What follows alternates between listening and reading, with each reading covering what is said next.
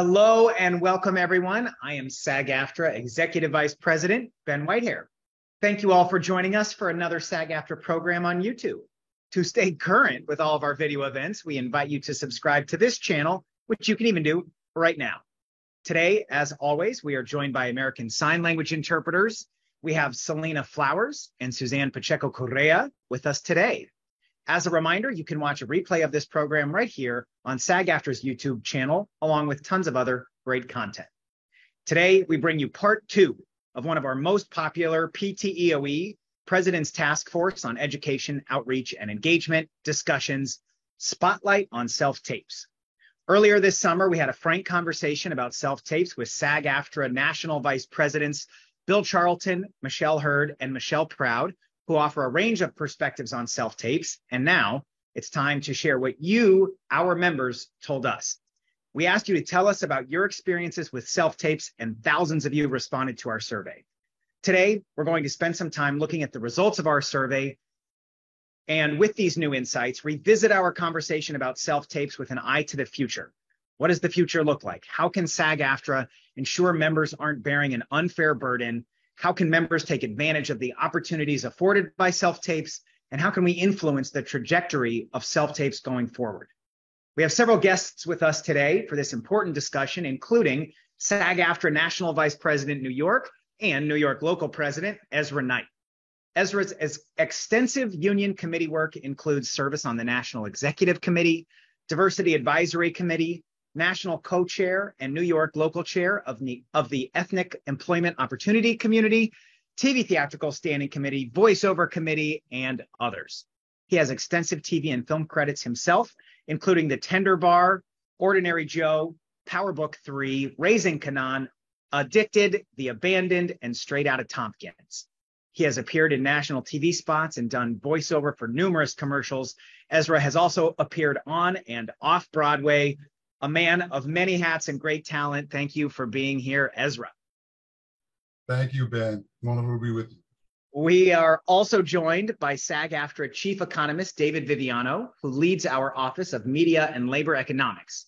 Together with his team, David conducts in-depth analysis of the media landscape on an ongoing basis, analyzing its implications for the working lives of SAG-AFTRA members.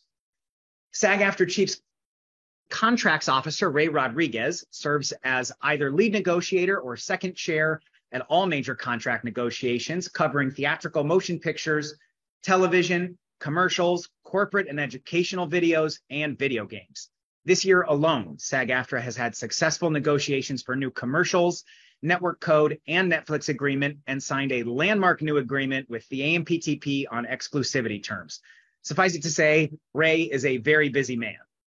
And last, but certainly not least, we are joined by SAG-AFTRA Director of Commercials and Corporate Educational and Non-Broadcast Contracts, Claudette Singh. Claudette leads the creative direction in educating members, as well as agents, attorneys, casting directors, production companies, and DGA trainees in her contract area. Thank you so much to all of you for being here today.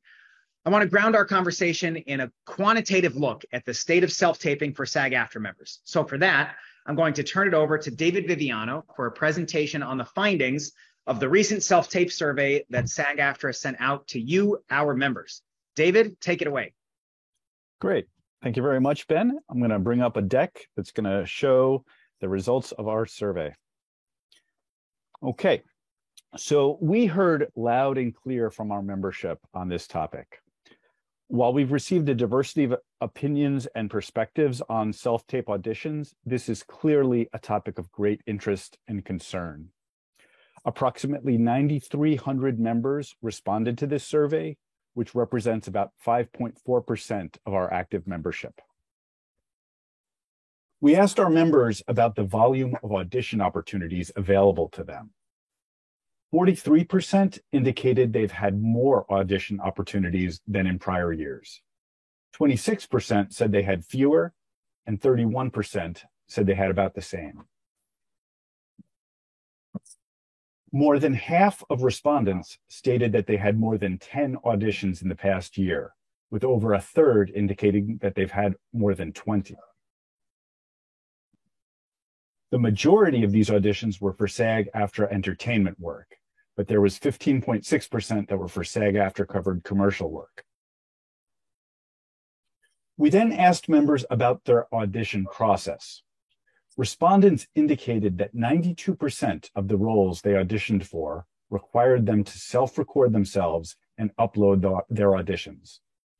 15% of the roles they auditioned for were requiring them to audition virtually in real time through Zoom or some other live platform. And less than 4% required auditioning live in person. We asked members about which issues they often encountered with self-tape and virtual auditions. Here you'll see the list in descending order of frequency. The most frequent response at 91% was having to provide their own recording equipment. 82% of respondents indicated that they were asked to audition over the weekend. Another 82% indicated they had to respond with a self-tape audition in less than 24 hours. 77% didn't receive acknowledgement that an audition had actually been viewed. 60% were asked to read an excessive number of page scripts. The list goes on with a wide array of burdensome requests and confusing processes. These requirements are even driving actors away from some auditions. 47.5% of respondents indicated that they declined an opportunity to audition because of them. 5% of our respondents indicated that they experienced difficulty submitting a self-tape audition because of a disability. 62% of respondents indicated that they incurred out-of-pocket costs in order to audition. 41% incurred onerous expenses in order to pay for a reader or professional taping sessions. 20% of these respondents have spent more than $100 on a single audition. And living alone presents challenges when auditioning through self-tape.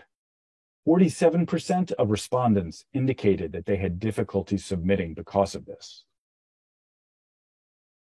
The audition process has also become extremely rushed. 43% of respondents were asked to audition within 24 hours and not given sufficient time to prepare. 3.5% of respondents indicated that they've received a request for a self-tape audition that made them feel unsafe.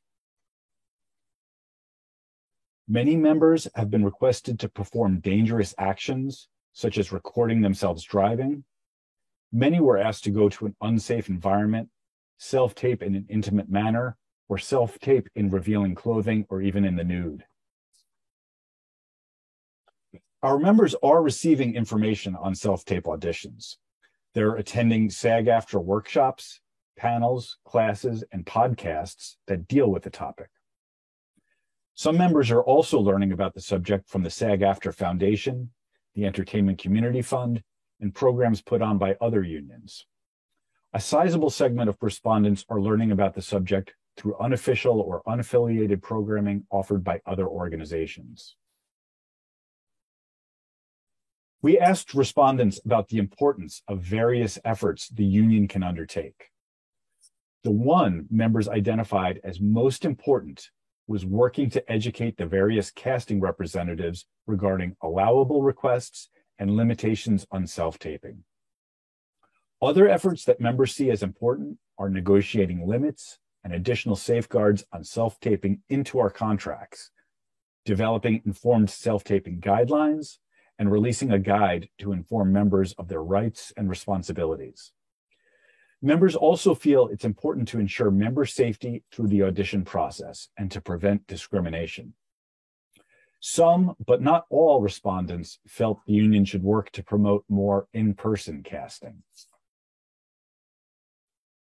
Respondents are also looking to SAG-AFTRA to help standardize the length of time required to submit an audition, to communicate self-taping rules and guidelines, provide information about equipment and software, and how best to prepare for a self-tape audition. So let's sum up what we've learned from this survey. Our members appear to be auditioning more frequently now, and they're regularly faced with a wide array of onerous requests. The audition process has become confusing, opaque, highly pressurized, sometimes surprising, and often expensive. Members are looking to their union for help. They want us to develop informed self-tape guidelines. They want us to educate casting professionals about best practices. They want us to negotiate and enforce contractual protections around the audition process. And they want us to stop discrimination and abuse. I think these are some very valuable findings from this survey. We're very grateful to all of the members who submitted their responses. We're hearing you loud and clear, and I think it helps tee up the rest of our discussion and the actions that the union can take going forward. So I'm going to bring down this deck and hand it back to you, Ben. David, thank you for that. Super helpful to get a sense of what our members are facing out there on a daily basis. Ezra, I'm curious to hear your thoughts on what we just learned. What stands out to you particularly? Wow. Yeah, first off, thanks again, David Viviano, for your expertise and always claritative and thorough work. It's great to see these numbers from the survey manifest into this.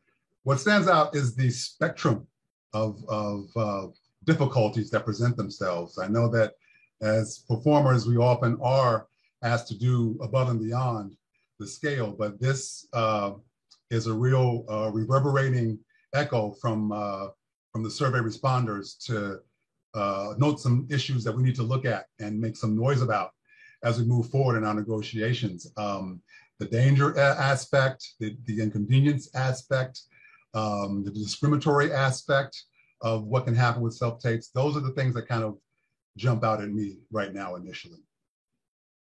Yeah, I was particularly struck that we as members are getting more opportunities, but that there's a lot of really powerful challenges in doing that. Claudette, it sounds like members are really looking to SAG-AFTRA to help in educating casting professionals. Can you tell us a little bit more about what the commercials team has been doing to help educate industry professionals about the self-tape protections in the new commercials agreement? Sure.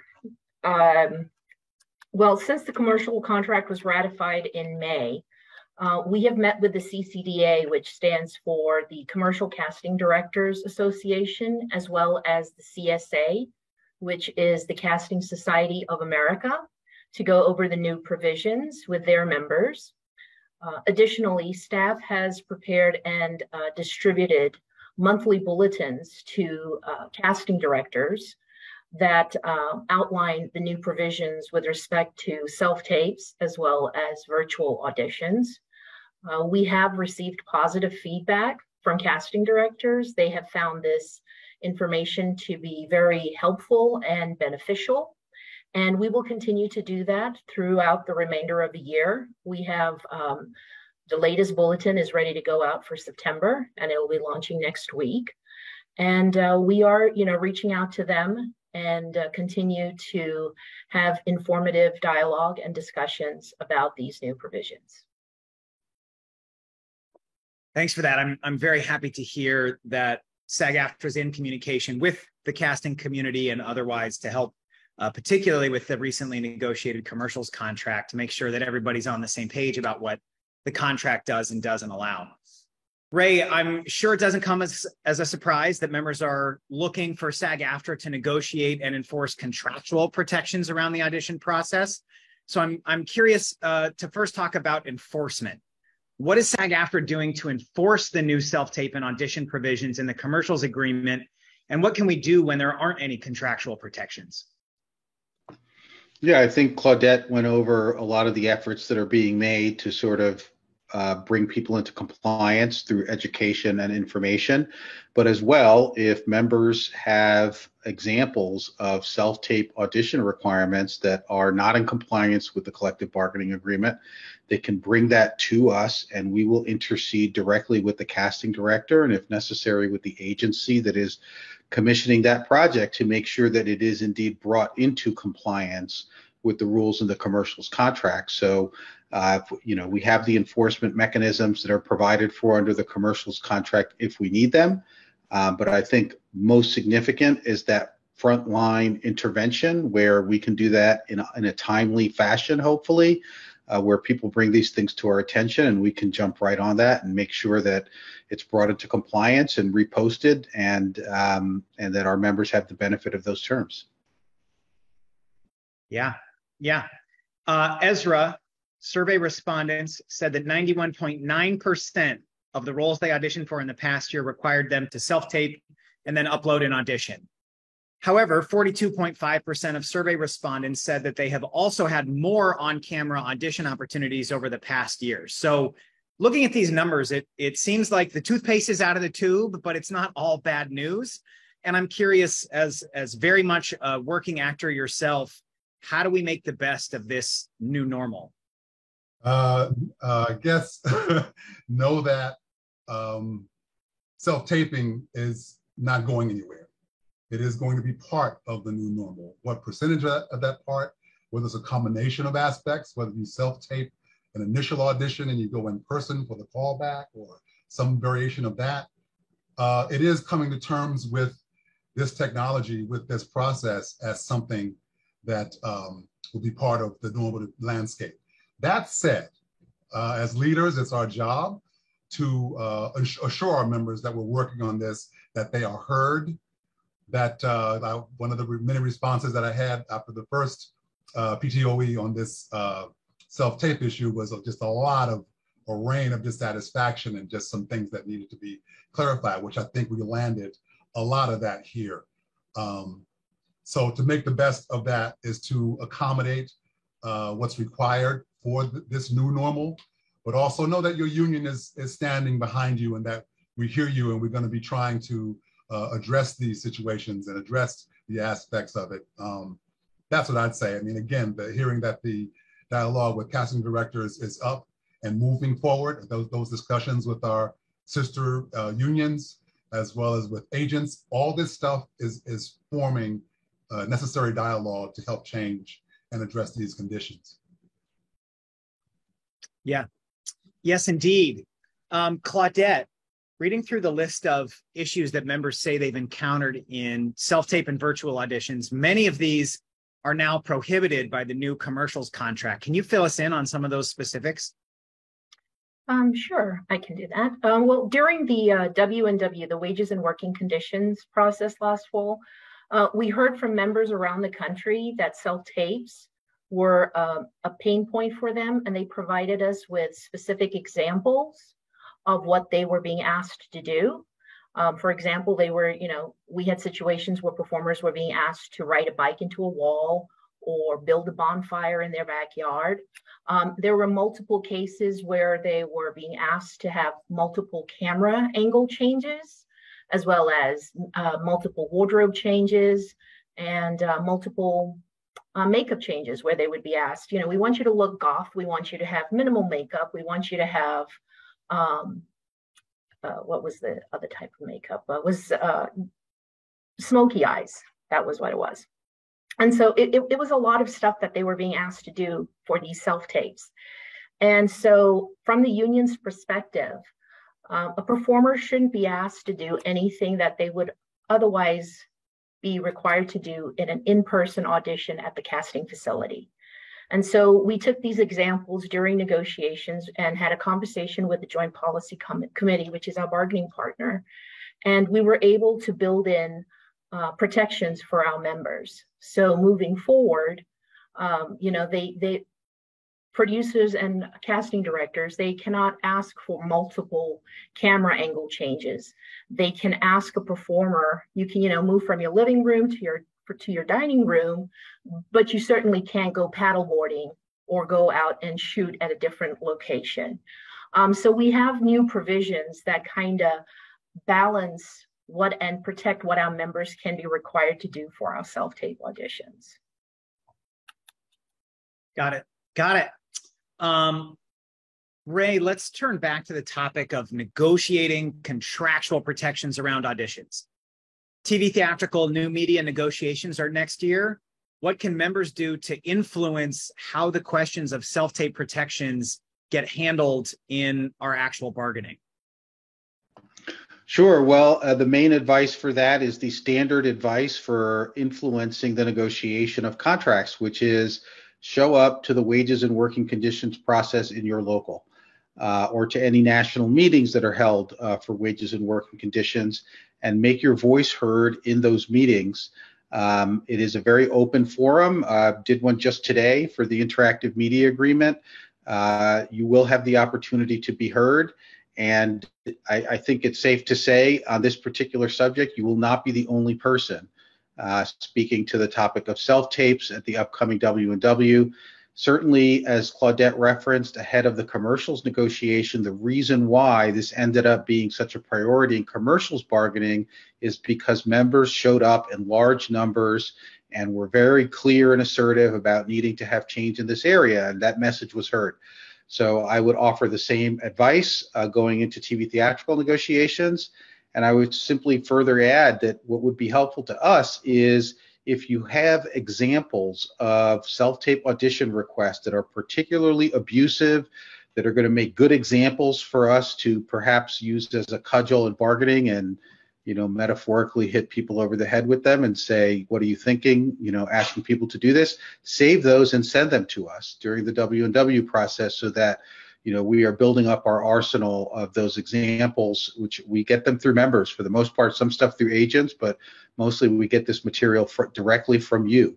So save those crazy requests, come to the W&W and make your voice heard. I have continued to see, as I've gotten more and more involved in the union over many years, just how much the feedback directly from members impacts the negotiations, whether that was, you know, I saw it up close and personal in the recent Netflix negotiation, but I just would say as a member and a volunteer leader myself, Ezra's laughing, he gets it. You know, the feedback from members, you know, staff is constantly, of course, doing things like David Viviano shared with us today and doing our research and seeing what the actual data is. Of course, you know, their staff's own ideas from what they're seeing, but at the end of the day, really hearing from us members what is going on, you know, on the ground, in auditions, on set. And the only way that they can do something with that is if they know about it. So come to those W&Ws, those wages and working conditions, share what you're seeing, share what you want to be priorities in those negotiations. I just want to echo absolutely everything that Ray just said. Ezra, big concern for members seems to be the amount of time they're being given to turn around the audition, particularly due to onerous settings, props, location, wardrobe requirements. I'd love for you to put into perspective why this is so problematic. The operative word today is onerous.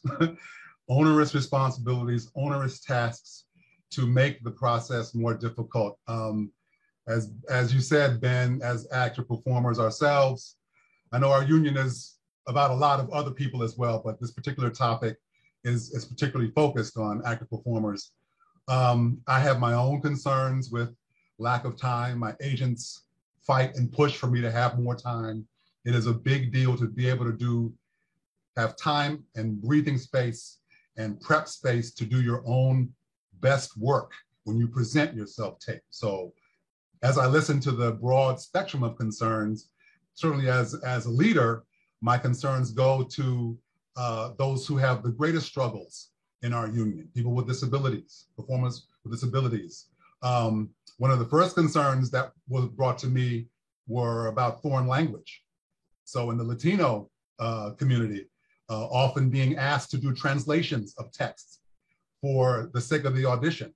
And this performer may be Latino American, but may not have fluency in that particular language.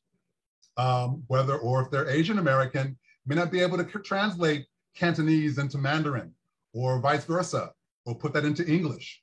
So as well as performers with disabilities. So it's a lot of different aspects to why not having enough time when you could get a translation in, or you could get, you know, a location set. It doesn't present your best work and diminishes your chances of getting the gig, which is the whole point of auditioning anyway, to put on your best face and to move that forward. So those obstacles of not having enough time to do that kind of present really, really significant challenges to getting the work, to do the work that we love and want to be hired to do. Yeah, I really enjoyed the previous PTEO we did on self-tapes and how we as members can be empowered, to have ownership over our careers and all the rest. But Ezra, I really, you point out what I've heard from members as well, is that sometimes the requests themselves are so challenging that are providing unnecessary, undue burdens on members to do just the simple nature of be an actor, in this example, be a performer, share our talent. I think the more that we can make sure that we're putting in place protections like we have in the commercials contracts, so that we have some guidelines around what can be required, I just think makes such a big difference. Ray, while just 3.5% of respondents said they've received a self-tape request where the instructions made them feel unsafe, it is very disturbing, certainly, to hear that of those, 22.6% were asked to self-tape in an intimate manner, and 24.3% were asked to self-tape nude or in revealing clothing. I'll jump over to Claudette. I'm curious what you've been seeing and hearing from commercials performers since the new protections have gone into effect. What are you hearing from the performers, and what about the industry? You've been having a lot of these conversations, and I'm curious the feedback that you're getting. Okay, so as I was saying, our members have been very engaged, and they've been very proactive in approaching the union and coming to us with questions. They take full advantage of the fact that this is their contract, and they are more than willing to put in the time to learn about these new provisions. And they are not hesitant at all to come to us. And we're more than happy to engage and have that dialogue with them and educate them on the new provisions. Just last week, I had a performer contact and say, they're asking me to shoot in my living room and then move to my bathroom. I thought we had language in the contract that says we can't change location. And I said, actually, that is the one part of the contract where they are allowed to change location. They can ask you to move around your house.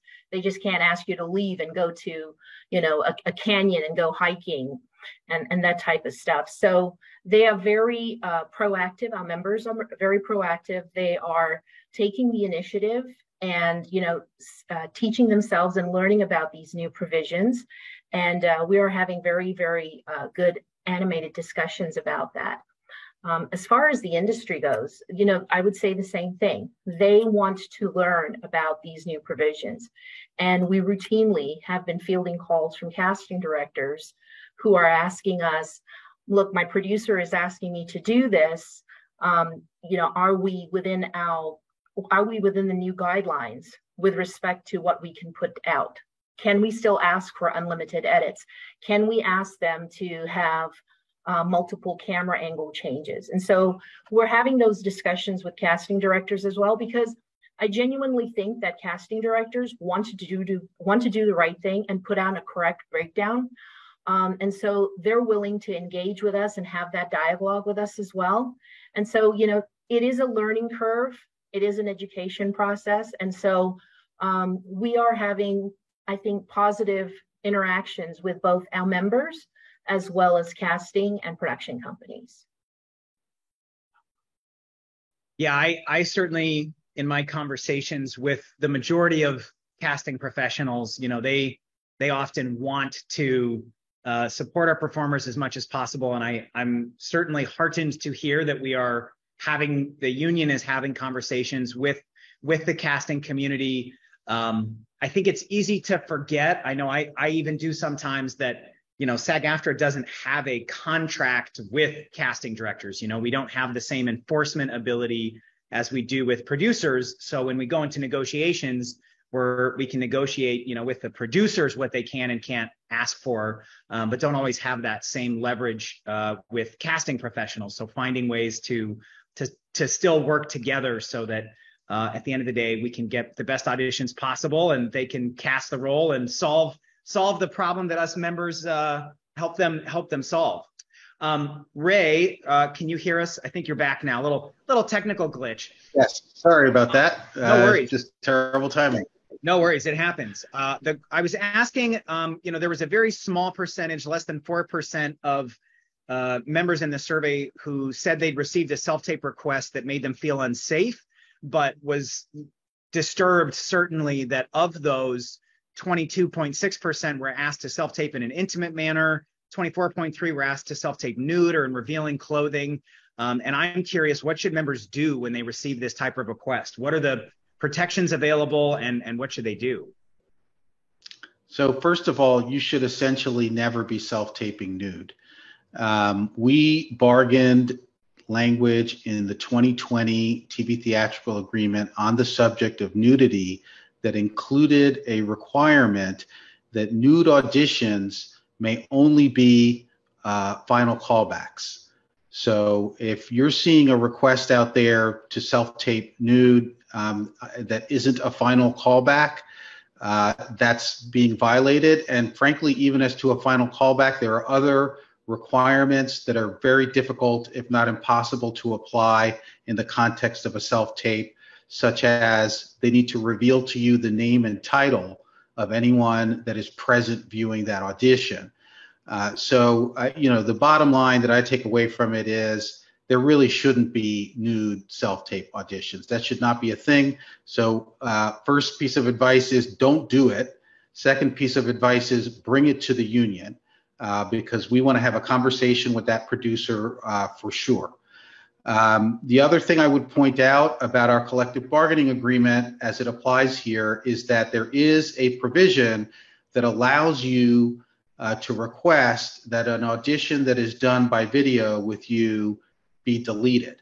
And so just know that that's out there, that if you feel the need to do so, you are allowed to make a request to the production, to the casting director, that your audition be deleted. So be aware that that is a right you have. Certainly anything that makes you uncomfortable, we really do invite you to bring it to us both for purposes of immediate action and for purposes of, again, building the library of examples that we're going to bring into negotiation to try to make the rules that need to be made in this area. So bring it to us, but this is really more common sense maybe than contract advice, but the truth of the matter is that once video of you is out there, you are not in control of it anymore. You don't know what might happen to it. So don't do anything that makes you uncomfortable. Don't do anything that you wouldn't want people to see in the context of these self-tape auditions. And again, bring it to our attention so that we can intercede as appropriate to do so. Very helpful. Yes. Do not do something unsafe, whether it, in this instance, emotionally and unsafe with your image, or certainly if there's something where you feel like you're in physical danger as well. Don't contact the union. Let's help. Let the union support you and help in that respect. Ezra, I'm curious if you could talk a little bit about the programs and resources available to SAG-AFTRA members to help with self-taping. For example, we've got different, workshops, panels, classes, others. Curious to hear what you point members to support in this realm. Absolutely, Ben. What we're looking at it right now. This is one arm of the President's Task Force on Education and Outreach, because education and outreach are absolutely key. So there's the SAG-AFTRA Foundation. The SAG-AFTRA Foundation.org offers, replays of these particular episodes of the task force. We have the YouTube channel. That's part of it. All these PTOEs and the seminars. The SAG-AFTRA Foundation is also offering virtual events. Those are still things that are scheduled on varying topics. The Entertainment Community Fund, formerly known as the Actors Fund, is also engaging on so many different levels, including with young performers as well, on talking about, self-taping and other things about the industry, structural things that even union performers of seasoned range can also benefit from it. So it's, quite a few things between the videos on our SAG-AFTRA's YouTube channel, which you should subscribe to, That's one way to get it. And then with the varying other entities that are providing information and replays of these things, as well as stepping into new areas as well. So it's quite a few things happening out there in the virtual space that technology has provided us the ability to do without having to be there in person. But at some point that'll shift too. I love that. Yeah, there's so much available for people. And I think, I touched on this a little bit earlier, and I know, Ezra, you work with our members on a daily basis and doing everything we can, not just to support in, the contracts and the specific mechanics, but also in, actors and performers and our members feeling empowered. I mentioned that, and I think, it is easier said than done, but I often invite members, if there is some sort of ridiculous request, Ray touched on a very extreme example earlier, but, you don't have to do it. And I know that it can feel hard as a member because we feel, oh my gosh, if I don't do this crazy thing that they're asking for in the self-tape, somebody else will, and that person will book it. So I think that is one of the reasons why, it's so important that we put in place more protections.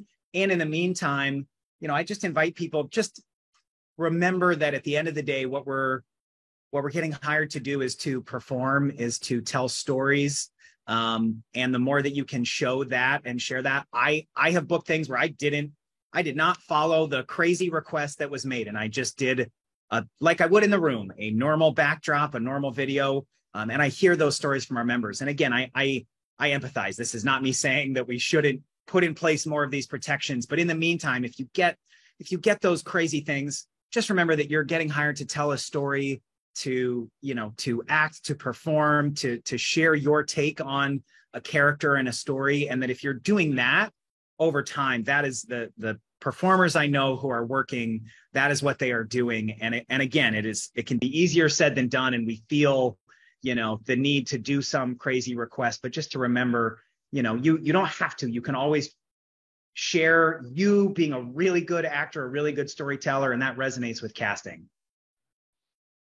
What strikes me too, as a final note, is just this survey of 9,300 individuals from our union gives a great snapshot of what's going on out there. And it's important for us to hear it and know that as leadership, we're about getting those requests addressed and asking those questions and forming relationships that empower our individual members and make these changes happen. So yeah, keep telling us what's going on, and we'll keep fighting to change it. Hear, hear. David, Ray, Claudette, I'm curious if you have any other final thoughts, things you want to share, other pieces of information or data that would be supportive to our members in this world of self-taping.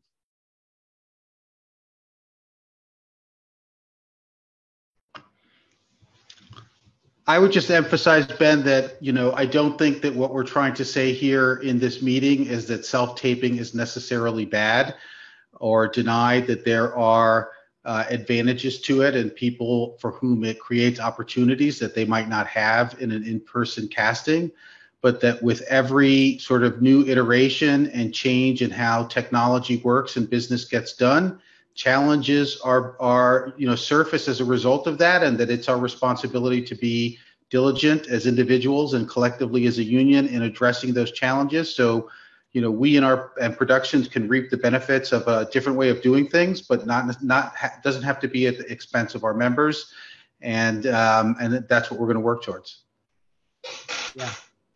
Yeah, absolutely. David Viviano, I really appreciate you being here and sharing your insights. I brag about you and your team often. I think our members don't always know that we have, a department of paid SAG-AFTRA staff who are constantly looking at what is actually happening. What are the things that are going on, whether it's a topic like self-tapes or where the industry is moving, where the work is. And so that we as a union can continue to be thoughtful and strategic about where we're headed and be mindful about putting in place protections as much as possible before they happen. Thank you so much for being here and sharing all of your insights on this. And Claudette, super appreciate the work that you're doing. We hear from members so often, what is the union doing? What conversations are they having? And I hope that members hear loud and clear that we have our staff out there talking to the industry, agents, managers, casting professionals of course, hearing from members. And I just think it really makes a big difference to know that we are looking at this, particularly as the economy shifts. I think, we're certainly seeing, whether, be it through COVID or otherwise, self-taping is certainly something that we get to navigate. And I'm very heartened that we are putting in place a lot more protections for our members so that we can focus on doing what we do best and performing. So thank you all, David, for the illuminating presentation. Our guests, Ezra Knight, Ray Rodriguez, Claudette Singh, we appreciate you taking the time to be here. I know that we can create pathways to less onerous, more productive self-taping standards for our industry, that we've made some really great strides, and that the work continues, and that we are, as always, guided by what the members have asked of us. So on behalf of the whole team here at SAG-AFTRA, we'd like to thank you, our members, for watching. A special thanks to our regular viewers who have been tuning in each week for our PTEOE, President's Task Force on Education, Outreach, and Engagement live streams.